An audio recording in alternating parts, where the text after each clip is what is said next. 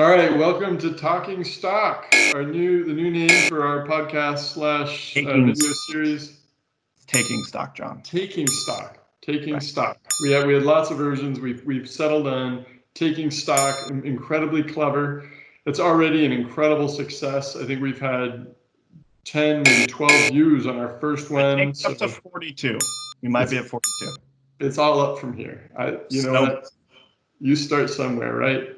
A journey of 1,000 miles starts with 42 views on YouTube.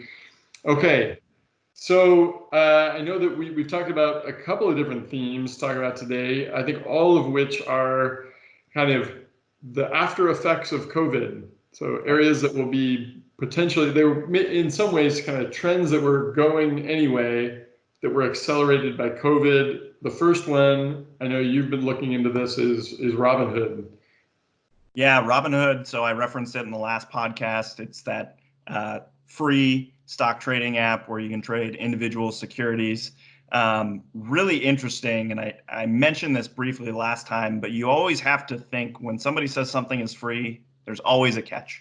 We talked about how, you're the product for Facebook and Google, but I think it's really interesting when I went on finance Twitter. One of the people we follow showed that 6% of the high frequency trading firms pay Robinhood an amount equal to 6% of the amount of money that Robinhood has under management. Meaning that Robinhood, those firms are making more than 6% off of the order flow, which is basically the information of what you're buying and selling. So what's happening is those companies are going out and let's say, John, you're going to buy Microsoft stock for, I don't know what the price is today, but $100. Those high frequency trading firms get that information. They go and buy Microsoft and then they sell it to you at a premium.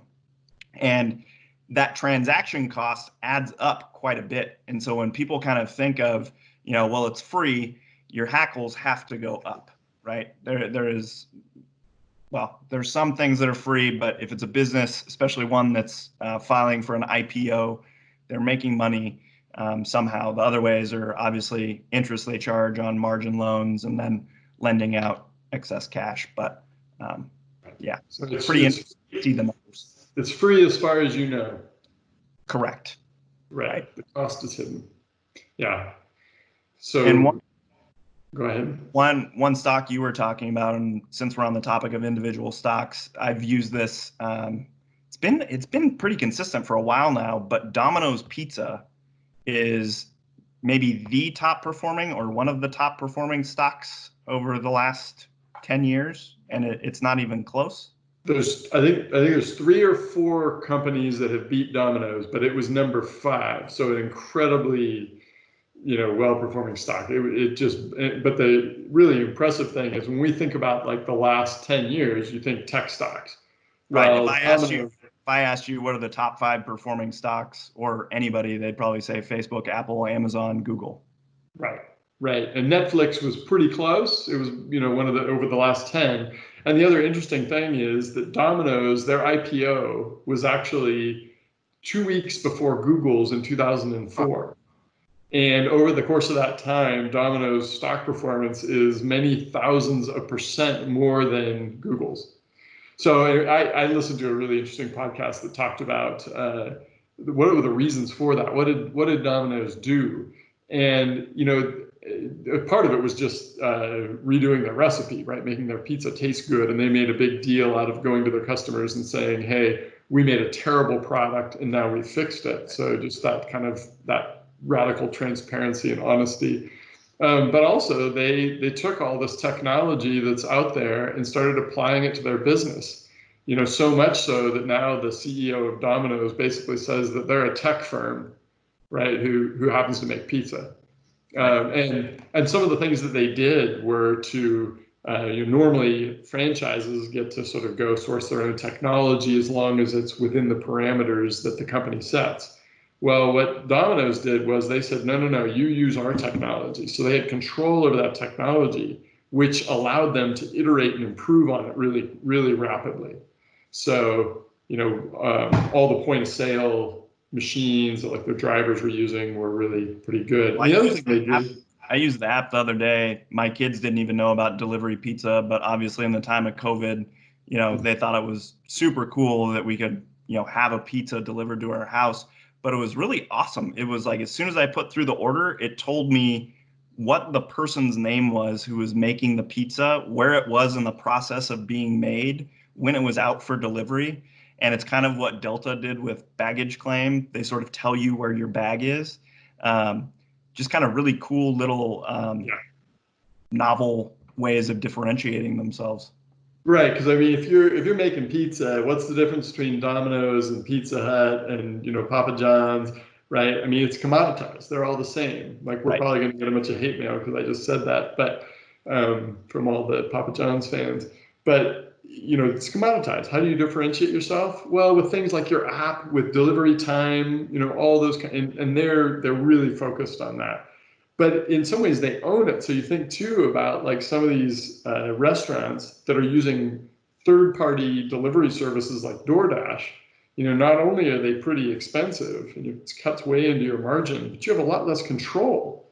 So if you're going to make a guarantee of 30-minute delivery or your pizza's free, right? Well, you can't rely on DoorDash to fulfill that promise. You've got to have your own fleet, which they've done, and it's really been successful.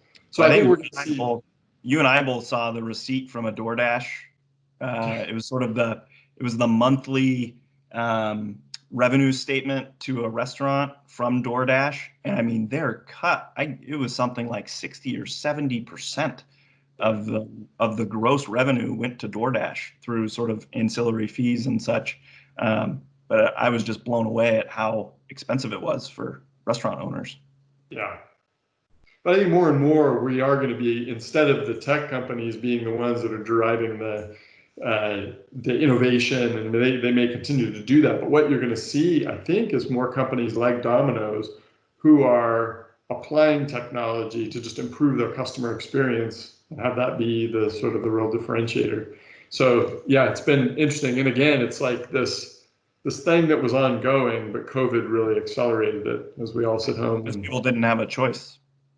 Yeah. Your choices are limited. Yeah. And I think the next thing on the docket for Domino's is autonomous vehicle delivery and drone delivery. And they're already working on those.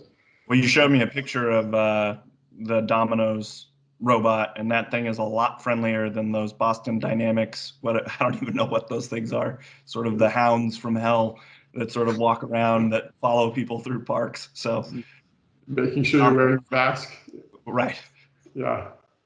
All right, so I think one of the next things, a big trend we're seeing is, and this has got to worry downtown real estate owners, but is this trend of movement from urban areas to more rural areas as more and more people discover they can work from home. I think you read about this. Yeah, and I was looking at existing home prices and I think it's existing home prices or existing home sales, and the numbers are just going down a lot. There was some new home sales data that I think was positive, but it was the existing stuff that was falling. And I was listening to a podcast the other day, and I think Facebook. So if you think of someone who's like an engineer at Facebook in San Francisco, what is driving the price of real estate in San Francisco? Is it that real estate's expensive, therefore Facebook has to pay more? Or is it that Facebook pays so much that real estate is high? And I think Facebook has even come out with a geographical cost of living sliding salary scale, because they're having so many people ask about, well, now that I'm using Zoom and I can do 80 to 90% of my job remote, there's not as much friction with teleconferencing. Can I keep that $300,000 a year salary and move to Walla Walla, or move to Wenatchee, or pick your sort of favorite small town? So companies are really wrestling with this. And I was reading an article this morning, and it was talking about how those technologies are just going to keep improving.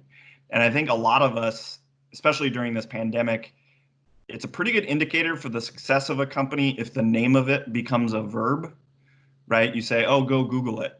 Well, now people are saying, let's just Zoom, right? So Zoom has been probably one of the bigger benefactors. Teams is great. We use that on our work laptops and desktops. But the biggest benefit, or the thing that really made Zoom differentiated from Skype, was that there wasn't a need to have an account. So they really removed all the friction out of video conferencing. And we've seen it with clients. It's getting easier and easier for our clients to connect with us over Teams. And so as that friction's pulled out, I think that narrative in people's heads of, well, we can't have a meeting unless we're all in the third floor conference room together, right? That sort of repetitive track in kind of all of our heads is getting whittled away. So it'll be really interesting to see what happens, not only to commercial real estate, but also kind of that idea with Facebook, where they're actually going to be adjusting their salary based on where you live and the cost of living. So more to come on that. But yeah. I think the next thing we were going to talk about, which kind of ties into that teleconferencing aspect, was the effects of education going forward. And I know there's a big crisis. I don't know if I'd call it a crisis, but there's a lot of worry, I think, in the higher ed community of, what is this going to do? In the short term, there's some colleges that are opening, some that still aren't sure what they're going to do. But even in the long term, as the price of education gets kind of pushed down, I don't know what that means. Right. And when all of these, all of the knowledge of the world is basically on YouTube, right? Or you can go on these massive, online courses through MIT, and the other amazing thing is, if you do it online, right, you probably have access to the best, both thinkers and teachers. Some of the best thinkers are not necessarily the best teachers, but you can get sort of the whole package, and that can be delivered at scale.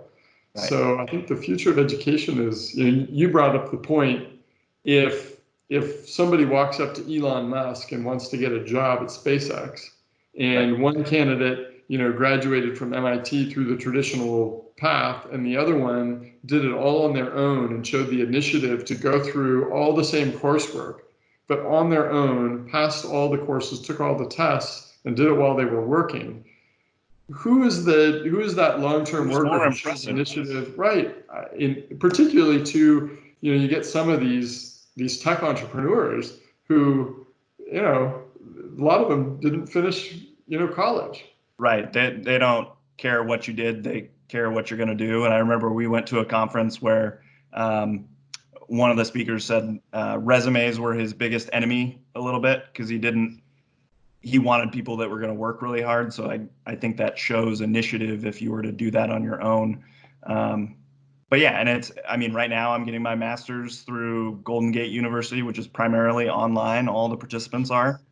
But my professors are the top CPAs in the country, right? Mm-hmm. So in the future, Scott Adams has talked about this, where, why would you go learn from someone who isn't an expert when you could go learn from someone that is? And he was talking about how presentation skills and technical skills might not always reside in the same person. Well, you could have an expert who maybe isn't that charismatic on camera, doesn't communicate the information very well. Well, you could have him, just sort of regurgitate what the expert is saying. So there's tons of opportunity there, I think. I hope so, because that means I have to save less for college for my kids. But it's, in some ways, it seems like the theme is this technology's ability to connect two people that in the past needed some sort of an arbiter, some sort of a middleman to connect them. So right. You've got, sort of these great teachers connecting directly with students. In financial transactions, it used to be that, there had to be this trust building institution in the middle, a bank, for example. And now you've got examples where buyer and seller can be, that trust can be, through an app like PayPal or Venmo. And then, the last thing would just be, and here we get into politics, but it used to be, right, that media was the one that sort of translated the message from politics to the people. And now we've got Twitter, where it comes straight. So interesting times for sure. Yep. I think that's all we've got. We've got some really interesting things to say about insurance. I think we should hold it to the next week. Yeah, I agree. But good talk, John. That was fun. Yeah. All right. We'll see you next week.